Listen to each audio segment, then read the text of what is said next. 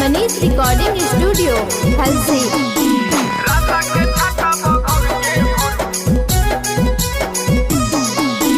लखीसरैया दलपट्टी बजरिया बेचो हनी छौरी घोड़ी गे। लखीसरैया दलपट्टी बजरिया बेचो हनी छौरी घोड़ी गे। राता के छाता बघोर के घोर शिव सोना के जोरन पे जोड़ गे। राता के छाता बघोर के घोर शिव सोना के जोरन पे जोड़ गे। लखीसरैया दलपट्टी बजरिया बेचो हनी छौरी घोड़ी गे। लखीसरैया दलपट्टी बजरिया बेचो हनी छौरी घोड़ी गे। राता के छाता बघोर के घोर शिव सोना के जोरन पे जोड़ गे। राता के छाता बघोर के घोर शिव सोना के जोरन पे जोड़ गे।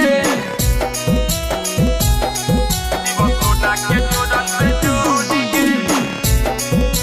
राता के छाता बघोर के घोर music by Neeraj classic.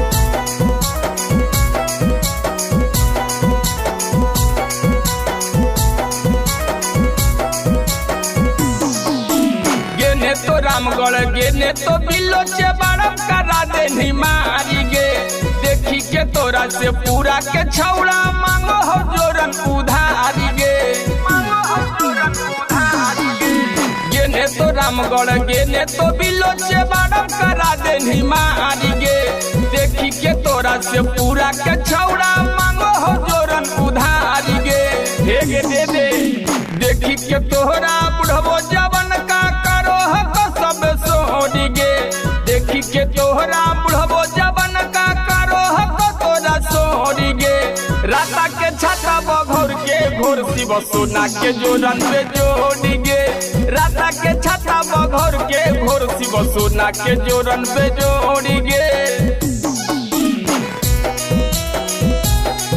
Shiv सोना के जोरन पे जोड़ गे।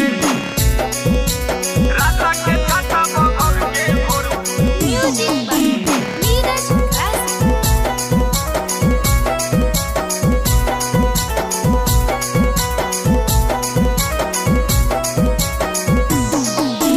बेचने तरहारी तो बेचने सिकंदरा बेचने सिमरिया बाजारी गे।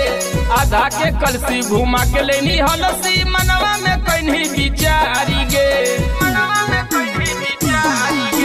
बेचने तरहारी तो बेचने सिकंदरा बेचने सिमरिया बाजारी गे। आधा के कलसी घुमा के लेनी हलसी मनवा में कहीं बिचारी गे। हे गे सुन पूरा एरिया में घूमते घूमते संतोष हो गेलो प्यारी गे। पूरा एरिया में घूमते घूमते संतोष हो गेलो प्यारी गे। राता के छाता बघोर के घोर शिव सोना के जोरन पे जोड़ गे।